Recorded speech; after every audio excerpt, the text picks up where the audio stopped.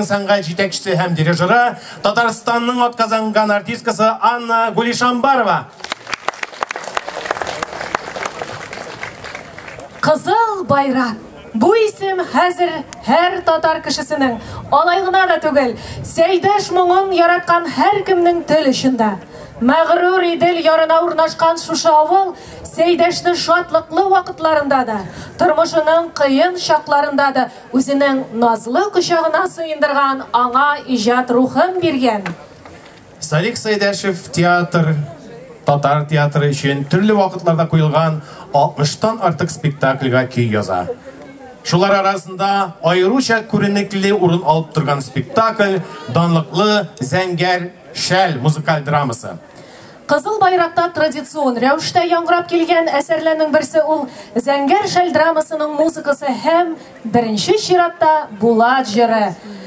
Без бу җырны Галиаскар Камал исемендәге Татар Академия театры актерлары башкаруында ишетербез. Шулай итеп сәхнәдә Ирек Кашапов һәм Татарстанның халык артистлары Әсхәт Хисмәтов һәм Мәзгуд Имашев. Каршы алыгыз.